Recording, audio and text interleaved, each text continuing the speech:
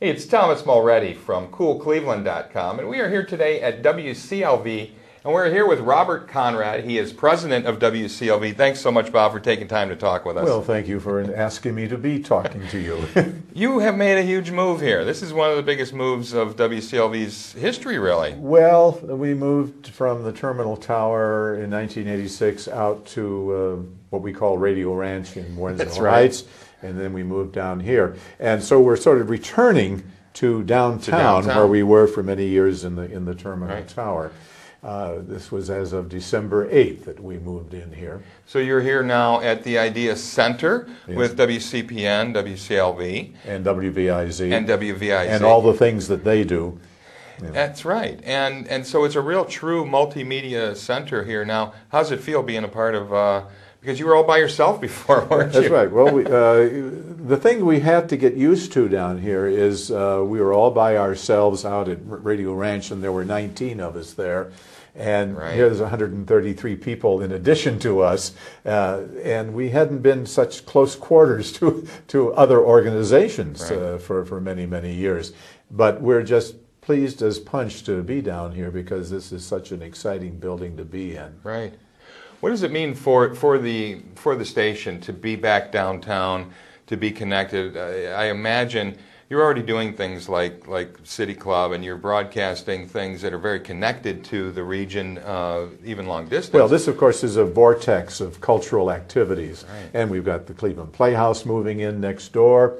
We're right here with Playhouse Square, where things are going on.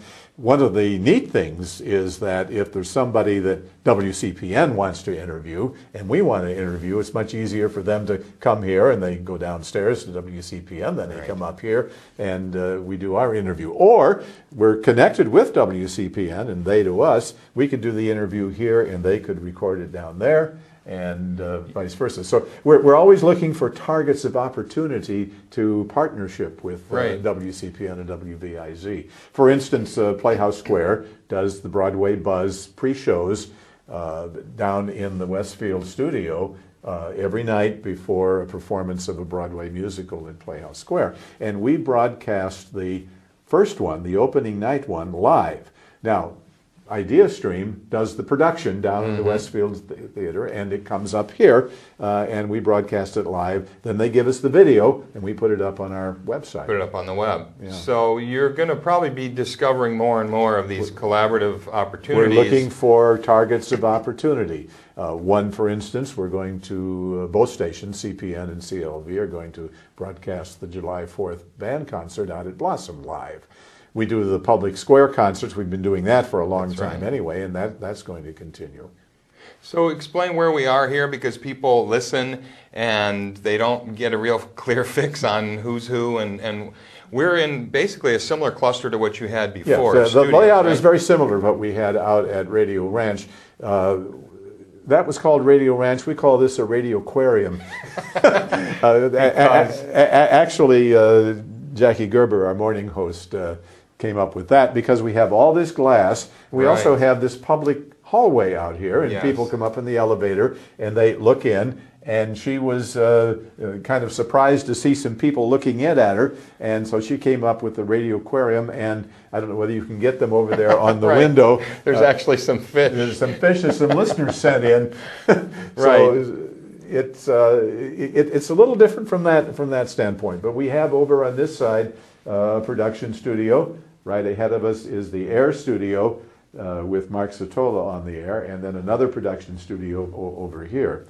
Now these are color coded, and that's a tradition from Radio Ranch, where the wiring was of specific colors. So we had the red room, the blue room, the yellow room. The green room happened to be green because the furniture was green. Okay. And this is the green room. That's the room we're in now. And this one, you can bring multiple guests. You've got a number This is for a cast of thousands program. At least up to 4, probably. Yes, or 5. We could get 5 or 6.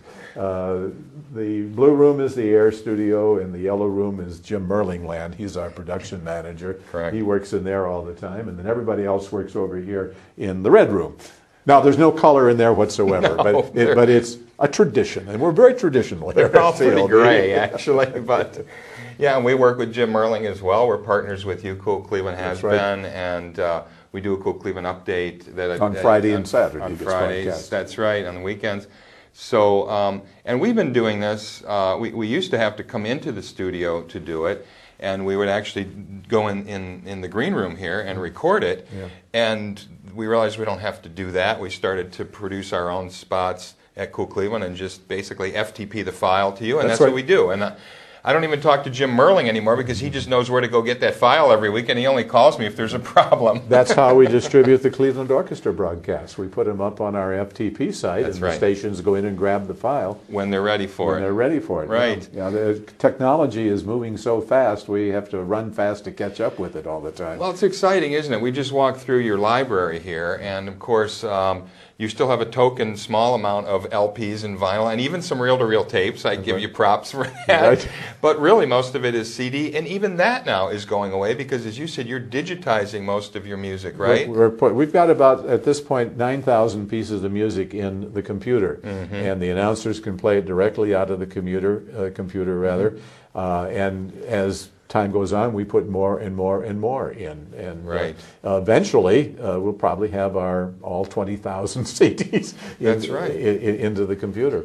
We go to the library to get the program notes at this point. Because they're still printed on the sleeves of That's the right. CDs, That's right? right, yeah. But even that we were talking about is probably just going to be a Someday meta tag. there is a capacity for us to put the notes up on the computer. right. We haven't done that yet, but because we're so tied up just ripping in the material. Right. We take all of the syndicated broadcasts we have and we rip them into the computer. Yes. And so when you hear the Cleveland Orchestra, it's being played out of the computer. Or when you hear the New York Philharmonic, it's being played out of the computer. Talk about how rare it is still to have a commercial station that plays classical music in these United States, because it's still a thriving art form and it's still played all over the country, but it's been very difficult to actually make money with a station. Well, what happened was in 1996 when Congress rewrote the telecommunications law and took the lid off the number of stations that could be owned by a given company. And all of a sudden, every radio station in a major market just went upward in its value. Right. And suddenly the people who had classical music stations in the major markets discovered that their radio station was worth more than they ever thought it was going to be. And a lot of these stations were mom and pop operations that started in the 40s and the 50s and the 60s. And they were getting to the point where they had to make a decision as to what to do with their radio station. And if they didn't have family members to pass it on to or what have you, they found that, for instance, the WNIB in Chicago, which was started in the 1950s for $50,000, was sold for $168 million. And now it's country or... Well, it's rock. It's rock. It's rock, that's right. Sure. The classical commercial station in Miami was sold for $100 million. Wow. And that was happening all over the country. Yeah. And so the commercial category of classical music stations has shrunk dramatically. In 1990, there were about 90 commercial stations. The other day, I counted 15. Two of the long-term commercial classical music stations, WQXR in New York, which was started in 1936 and was the granddaddy of us all, was bought by WNYC and is now a nonprofit public radio station, but still classical. So classical, but that's the direction a lot of them have gone. in order to be WCRB in sustainable. Boston and King in Seattle and so forth. So yes, classical music on the radio is still very much alive, but the business model is changing. Which means that it could die in certain markets where there is no classical music station in Milwaukee. There's no classical music station in Orlando, Florida, none in Jacksonville, Florida, none in Fort Myers, Florida. Now, the public stations in those markets have put some classical music on their HD channel, but that's Sure. sort of Radio Siberia. Yes, exactly. There are maybe 10 people out there with HD radios. Right. So what's the future here for WCLV and your partnership here with Idea Center? I know you're just getting settled in and you finally got all the colored-coded wires connected to each other properly. But where do you see yourself going here now that you're in this situation? Well, we're of course looking to expand what we're doing. For instance, we have access to the performance studios here at Idea Stream, and we have some plans for using the Key Bank Performance Studio with some live recitals. We haven't quite figured out what to do with the Westfield studio yet, but then we have a program planned for the Smith studio, which is the television studio in the front that people walk by and right on see. The storefront, yeah. Right on the storefront. And that might be a program where somebody comes in and plays the piano at noon, and kind of a brown bag concert, if you will, and we'd have hot dogs and food for them. So it's been a brainstorming time to decide just how we're going to make use of all of the absolutely fabulous facilities that are available here. People don't really know what goes on in this building above and beyond WCLV and WCPN and over-the-air WVIZ. Right. Well, it's very exciting, and you've really whet our appetite. Congratulations for the move. It sounds like it's working out really well for you and for everyone and for the community and for the long-term viability of classical music on the air. Oh, absolutely.